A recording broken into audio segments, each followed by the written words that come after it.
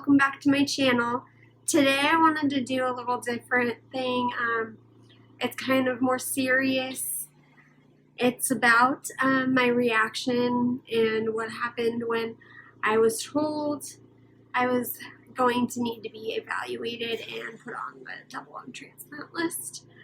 It was a really hard day for me. I was really emotional, and I didn't really understand why this was happening. So I just wanted to go through it and show you how my view of transplant has changed throughout this time. So in May, it was like the first week of May in 2013, I went to my normal CF doctor appointment. It's like every 3 months, get checked up on, and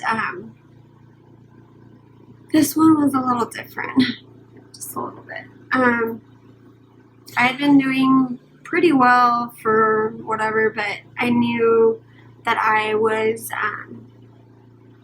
not the way I used to be, like when I could actually breathe a little bit easier. And so we did my spiro and then did everything else, and then I was taken into the doctor office or my exam room, and I waited, and the doctor came in, and that's when everything changed.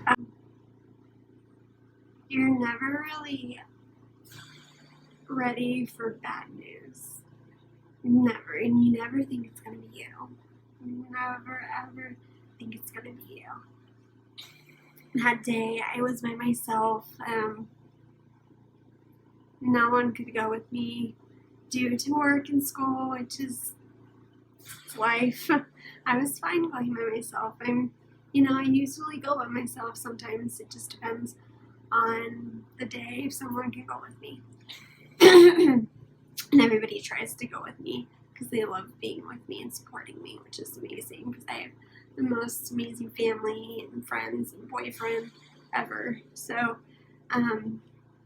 then she told me that I was not getting better.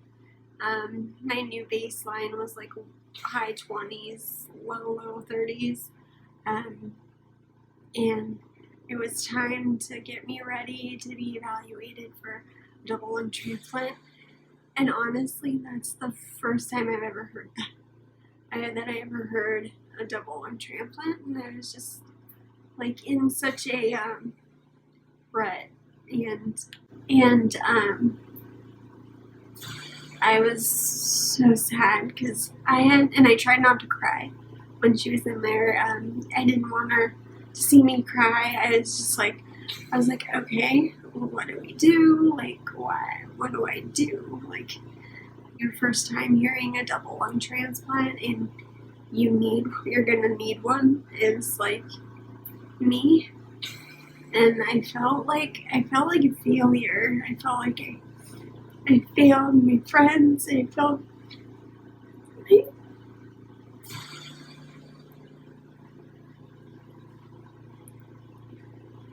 I failed my family. I felt like I failed myself. It was really hard for me. And when she left, I bawled my eyes out, and the nurse came in because she's really close to me, and she brought me a Snickers bar because she knew that I love chocolate, and then it might just do something to help me feel better. I've been so compliant with everything for my whole life, and just to do that is just like a failure. So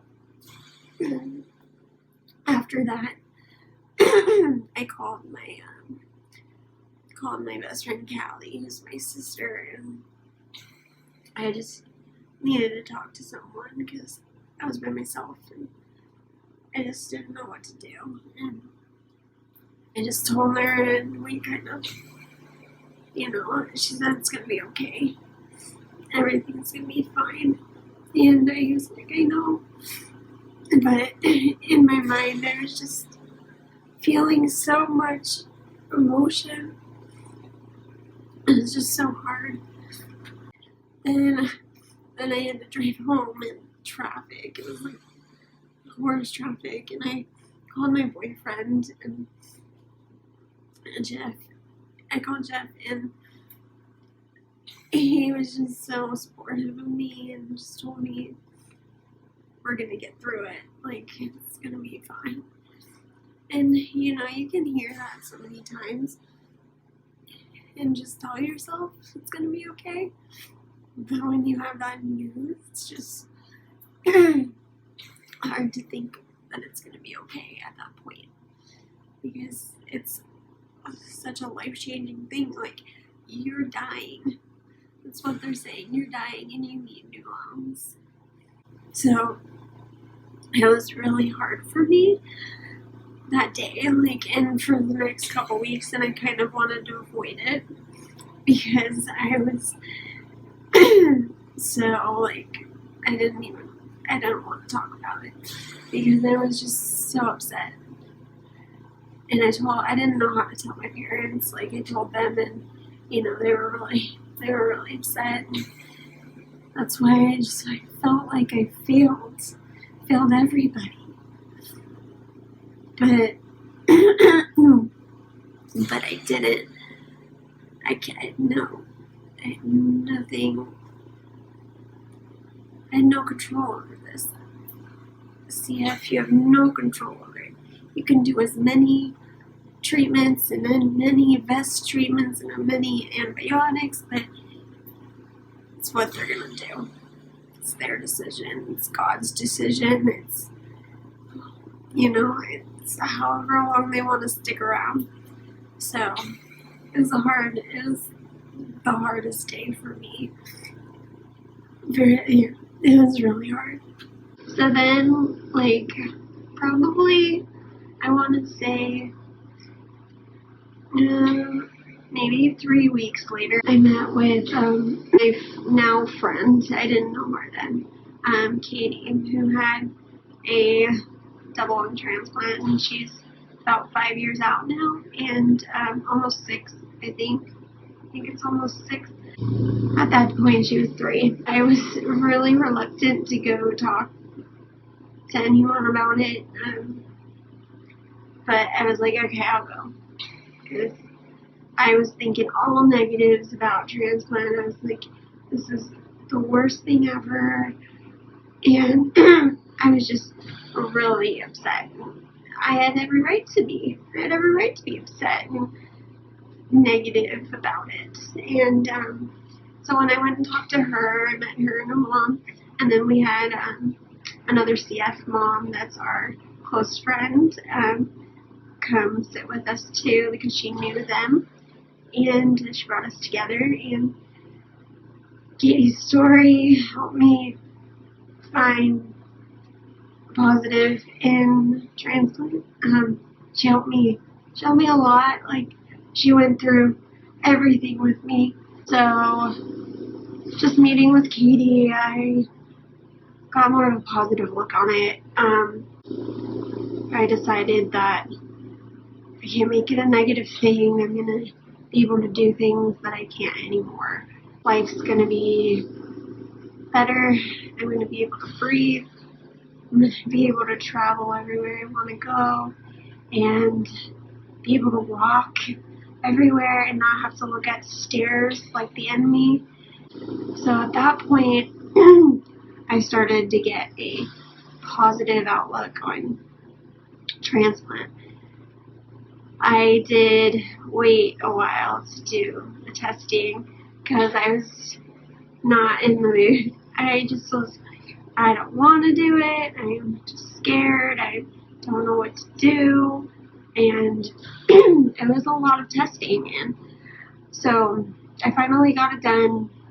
And then in January, we went to, in 2014, we were sent to Stanford, where it was the longest day ever.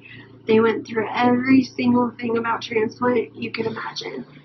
And it was a lot. I got really scared again. I've always been scared, always been nervous, and And then I got excited, and then I got sad.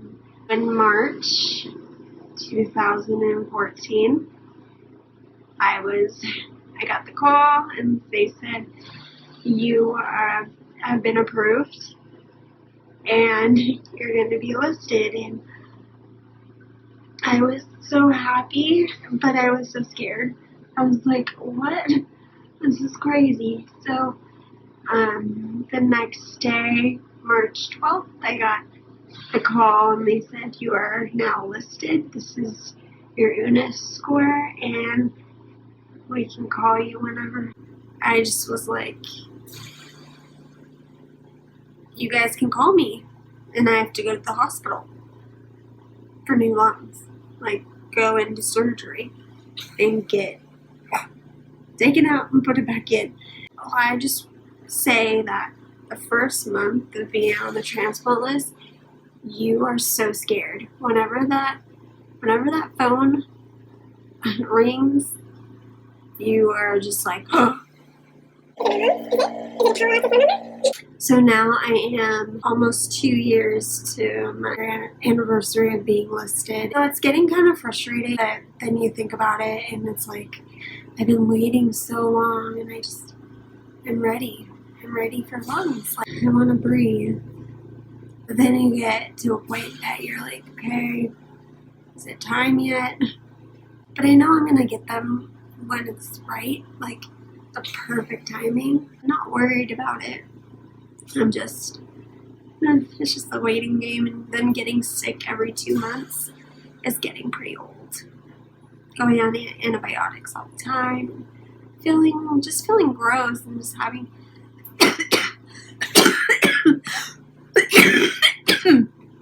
your lungs fill up like that, and having to cough. It gets old, and you just kind of feel like a burden. So what I've taken out of this is that I'm very strong, courageous. I can get through anything. And if I want to, I'll get through it. So it's kind of mind over matter in a way. I know your lungs suck. Your lungs suck. You have no control over it. But you can tell yourself to be optimistic. And that's going to be what your outcome is. Because if you think positive, just remember that that's how your end result will be. Thankful for everyone that has been supporting me and loving me, and my family, my friends, my boyfriend, everybody that just takes their time to just be with me and when I'm sick, and and is patient when I can't walk very fast, and just there for me through everything. I so appreciate it. For all my sisters and fibros out there, keep fighting. And if you're waiting for a double lung transplant, you got this. Everything's going to be great, and you're going to be able to breathe. And if you need me, I'm here. Anybody. It doesn't matter what you're going through. I am here, and I hope you guys can look at this and be inspired to just keep yourself positive through all the tough times. I hope you guys enjoyed. Please give it a thumbs up if you like this video, and if you want to see more of my videos, please subscribe. Also, comment below. Sorry. Comment below and let me know what you guys want to see, or if you just want to introduce yourself. I would love to get to know some of you and just introduce yourself and say hi. So I hope you guys are having a great day, and I'll talk to you later. Bye. This is my fight song. Take back my life.